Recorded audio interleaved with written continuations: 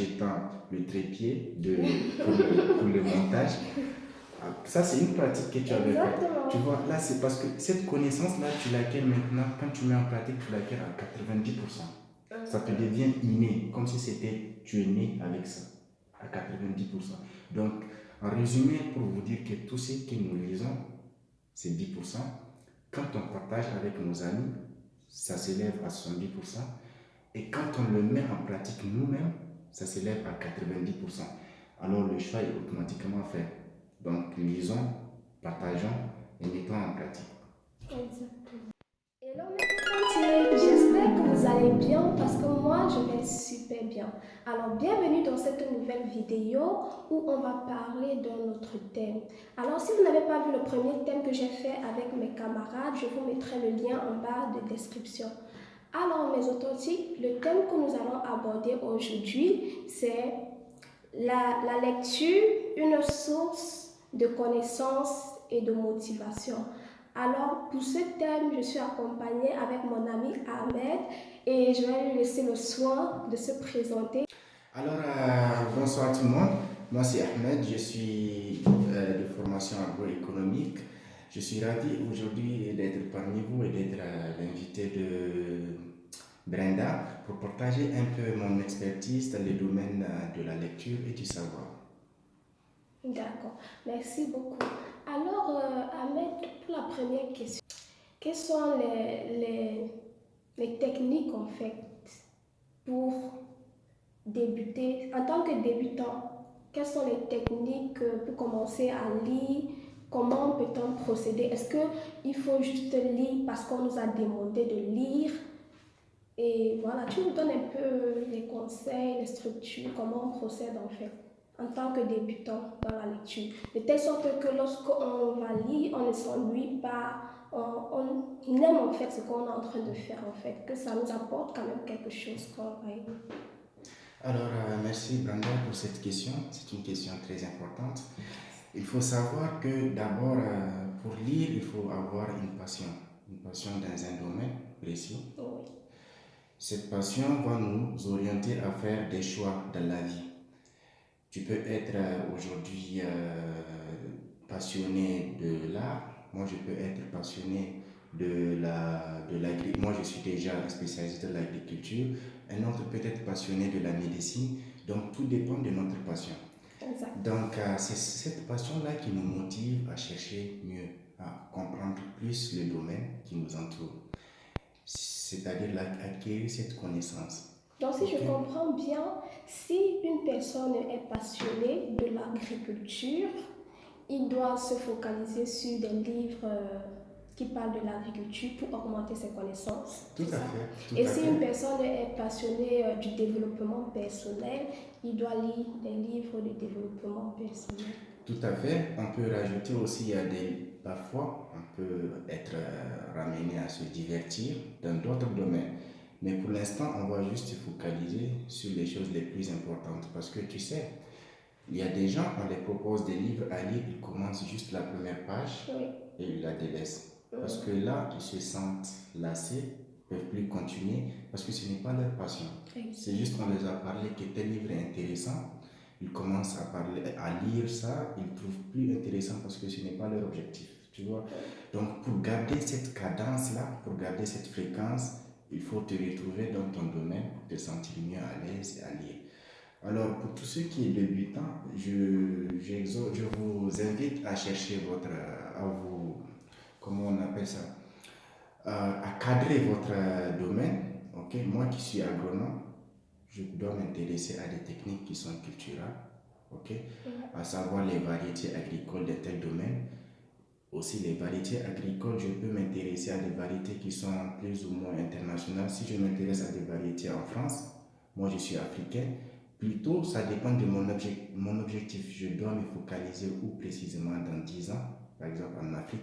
Donc je m'oriente sur des variétés africaines, m'apprendre plus les dessus. Okay?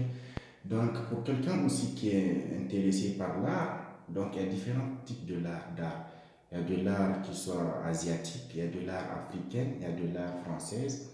Donc, pour bien se retrouver dans son domaine, il faut qu'il choisisse le domaine, se repère à son origine, ok? Pour refléter cette authenticité, d'accord? Donc, comme je disais, donc, diagnostiquer son cadre de vie. Une fois que vous diagnostiquez votre cadre de vie, là, à ce moment-là, vous pouvez alors commencer à faire des recherches de livres. Au fait, la lecture n'est pas que des livres, au fait. On a des écrits, des articles, on a des... Je crois que tous les étudiants sont d'accord, peuvent être d'accord avec moi quand ils rédigent leur mémoire. Ils se focalisent sur des articles, les recherches internet, les Google, tout ça, c'est de la lecture. Ok? Donc, même le domaine de la religion, tu peux trouver des livres religieux et tout. Tout ça, c'est de la lecture. Donc, la lecture ne se focalise pas seulement à un livre. D'accord? Donc, une fois que vous listez le type de livre que vous avez ou que vous voulez lire, ok? Donc, essayez de démarrer petit à petit avec des livres légers, avec des thèmes que vous pouvez connaître ou bien, je ne sais pas comment bien cadrer ça. Donc, avec un vocabulaire simple. voilà, avec des vocabulaires simples que vous pouvez comprendre. D'accord? Donc, par la suite, vous pouvez augmenter d'échelle parce que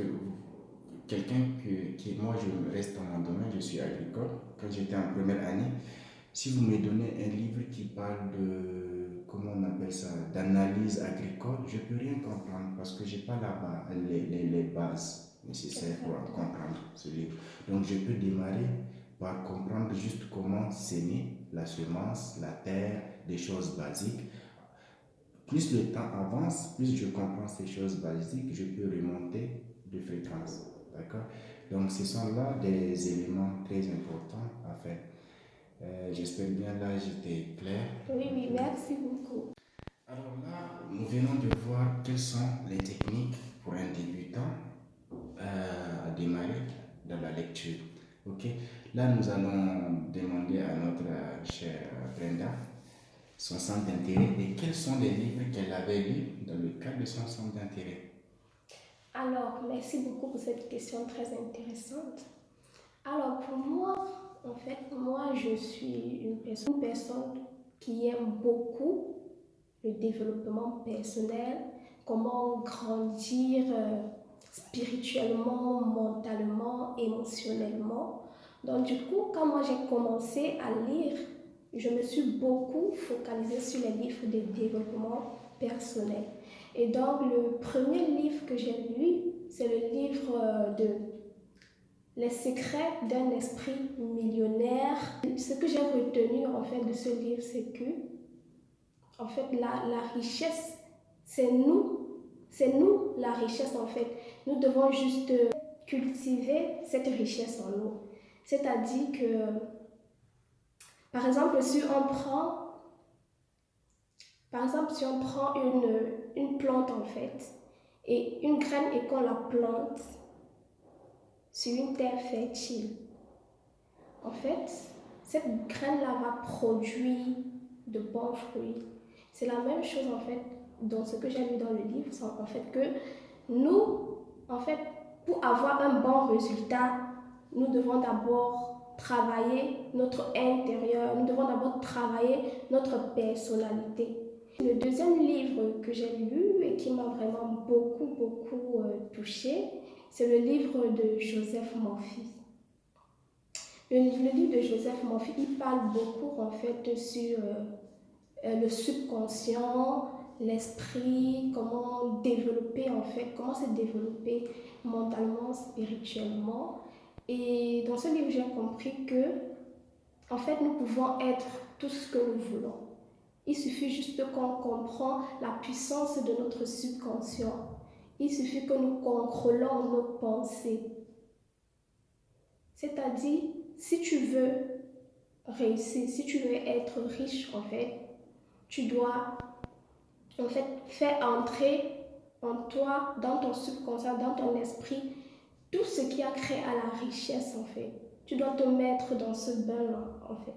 Donc, ce livre m'a vraiment beaucoup touchée et je vous conseille d'aller lire ce livre. Et le dernier livre, mes authentiques, c'est le livre de Père riche, Père pauvre, qui m'a vraiment fait du bien, tellement fait du bien.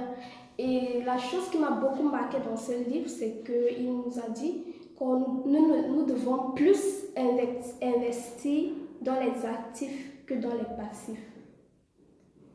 Pour ceux qui n'ont pas fait la comptabilité ou l'économie, je vais vous expliquer. En fait, il dit qu'on doit beaucoup plus investir dans les actifs. Les actifs, c'est quoi? C'est quelque chose qui peut nous générer des revenus dans le futur. Par exemple, moi, pour commencer à faire des vidéos, comme vous voyez, j'ai investi dans un actif, dans une immobilisation, si on peut dire, qui est le crépier. En fait, le crépier m'aide à produire quelque chose. Vous voyez? Par exemple, si tu as gagné ton argent, en fait, tu as eu ton salaire, tu peux investir dans l'immobilier, tu peux investir dans la bourse. C'est un peu ça en fait. C'est un actif en fait qui te génère des revenus dans le futur. Donc c'est un peu comme un investissement. Alors que le passif en fait c'est quelque chose qui reste stable. Ça ne produit rien en fait dans ta vie. Tu as acheté et puis c'est fini quoi. C'est une consommation. C'est juste une consommation. Par exemple, quand tu reçois ton salaire, tu dis, je vais m'offrir un restaurant, je vais me payer le dernier iPhone, je vais me payer les derniers tennis en fait, les dernières marques, un grand sac en fait. Ça, ce sont les passifs parce que voilà, ça reste juste là en fait, statique. Ça ne génère pas plus de revenus en fait. Donc, c'est un peu ce que je voulais vous partager, mes authentiques par rapport à les livres que j'ai lus. Et merci. Ok, nous avons vu par ce que Brenda vient de nous tracer. Vous avez vu qu'elle a parcouru tous ces livres-là dans le cadre de son centre d'intérêt. Son centre d'intérêt qui est spirituel, son centre d'intérêt qui est du côté mindset du business. Elle nous a parlé de quelques livres dont nous vous invitons à les lire également. Alors, mes authentiques, on a suivi en fait ce que Ahmed nous a dit en fait, qu'au début, en tant que débutant dans la lecture, nous devons d'abord choisir notre centre d'intérêt. Ensuite, nous devons, pour un début, nous focaliser sur des livres qui sont assez simples, qui ont un vocabulaire assez simple pour nous permettre de facilement comprendre ce que le livre dit en fait. Et maintenant, nous allons lui poser la question de savoir, après avoir emmagasiné toutes ces connaissances, comment l'utiliser, mettre ces connaissances en pratique dans notre vie actuelle. Si on ne met pas cela en pratique, ça ne sert à rien en fait. Donc, on aimerait savoir quels sont les conseils. Merci beaucoup. Il faut retenir deux choses, hein, parce que nous parlons de la lecture. La lecture, c'est une source de connaissances. Il y a plusieurs sources de connaissances. Ce n'est qu'une source. Et dans la lecture, selon les statistiques ou bien les analyses, il a été démontré que c'est seulement 10% de ce qu'on lit nous apporte une connaissance. Seulement 10%. Déjà, on retient que 10%. Maintenant, nous prenons le livre que tu avais lu, qui est de Père riche, Père pauvre. Au-delà de 2 semaines, selon les statistiques, il a été démontré que tu ne retiens que 10% de ce que tu avais lu. Ouais. Ok? Donc, mais nous, on veut une connaissance au-delà de 10%. Le livre est à 100% de connaissance. Ok? Nous voulons faire une meilleure exploitation de cette connaissance-là. Alors, comment ça se fait? Il y avait une pyramide de rétention de connaissances qui a été aussi mise en place par les experts. Cette pyramide nous montre que ce qu'on lit, nous retenons 10%. Mais nous retenons également plus de 70% de ce qu'on dit. Donc là, nous pouvons automatiquement comprendre qu'on dit, c'est-à-dire on partage. Actuellement, tu viens de partager les parties du Père riche et Père pauvre, en faisant le lien avec certaines personnes qui ne comprennent pas les thèmes de comptabilité. Ça, soit sûr et certain, tu vas retenir ça à 70%, parce que tu viens de le dire. D'accord? Donc, aussi, pour aller plus, alors là, on a eu 70% au lieu de 10%, en partageant, en disant, en invitant nos amis, en discutant avec eux, en faisant des débats. D'accord? Alors, pour augmenter ce taux de 70%, c'est ce que les experts aussi appellent de mettre en pratique. Maintenant, nous restons toujours dans le cadre du livre Père riche, Père pauvre. On a parlé d'actifs et de passifs. Alors, quand tu avais lu ces termes-là, tu viens de nous raconter ça, et tu avais également mis en pratique ça en achetant le trépied pour le montage. Ça, c'est une pratique que tu avais faite. Tu vois, là, c'est parce que cette connaissance-là, tu l'acquiers maintenant, quand tu mets en pratique, tu l'acquiers à 90%. Ça te devient inné, comme si tu es né avec ça, à 90%. Donc, en résumé, pour vous dire que tout ce que nous lisons, c'est 10%. Quand on partage avec nos amis, ça s'élève à 70%. Et quand on le met en pratique nous-mêmes, ça s'élève à 90%. Alors le choix est automatiquement fait. Donc lisons, partageons et mettons en pratique. Exactement. Alors, mes authentiques, si vous êtes arrivé à ce niveau de la vidéo et que vous n'êtes pas encore abonné, je vous prie, abonnez-vous, likez, commentez et partagez. Ça aide YouTube à pouvoir présenter également la vidéo à d'autres utilisateurs inconnus. Dans mes authentiques, nous sommes arrivés presque de notre discussion. Et comme conseil que moi, je peux vous donner en termes de lecture, moi je vous dis, il est très important que nous, la jeunesse, nous lisons parce que nous sommes les futurs présidents et présidentes de demain. Nous sommes les futurs ministres de demain. Et sans la connaissance, nous ne pouvons rien accomplir. Et je me rappelle d'une vidéo que j'ai suivie, et cette dame disait en fait que, est-ce que vous trouvez normal que les connaissances que tu avais quand tu avais 8 ans, ce sont les mêmes connaissances là que tu as lorsque tu as 23 ans, 24 ans, 25 ans. Genre depuis 8 ans quand tu lisais les œuvres là, les œuvres qu'on vous donnait au primaire là, genre ce sont les mêmes connaissances là que tu as encore lorsque tu as 23 ans, 24 ans. Vous voyez que c'est pas normal en fait. On doit développer nos connaissances, on doit être à l'afflux des connaissances en fait, parce que c'est très important. Sans connaissance, nous ne sommes rien. Sans connaissance, c'est comme si nous sommes morts, je ne sais pas, intérieurement en fait. Et le dernier conseil que je peux vous donner, mes authentiques, concernant la lecture, c'est que quand on est jeune, en fait, on dit non, je suis belle, je suis élégant, je peux utiliser en fait tous ces atouts-là pour pouvoir décrocher un travail, pour pouvoir plaire, pour avoir de l'argent. Oui, certes, c'est vrai, mais est-ce que vous pensez au futur? Est-ce que vous pensez lorsque vous seriez vieux? À la vieillesse, en fait, toute cette beauté-là va partir. Et ce qui va vous rester, en fait, c'est votre connaissance, c'est ce qui est là, en fait. Et imaginez si vous n'avez rien dans la tête. Là, c'est que vous êtes vraiment, vraiment mort. Mais vous êtes là, mais vous êtes vraiment fini, en fait. Parce que la beauté, tu n'as plus. Les connaissances, tu n'as plus. L'intelligence, tu n'as pas. Vous voyez que là, tu n'es plus intéressant, en fait. Alors que si, pendant ta jeunesse, tu t'étais développé, tu as lu plein de livres, tu as cumulé beaucoup de connaissances, eh bien, dans ta vieillesse, en fait, lorsque tu vas ouvrir ta bouche pour parler, eh bien, les gens seront émerveillés, ils seront contents. Parce qu'ils vont dire, waouh, ce père est rempli de connaissances, de sagesse et d'intelligence. Et c'est comme ça qu'on va toujours aimer cette personne-là, cette dame, parce qu'elle est remplie de connaissances.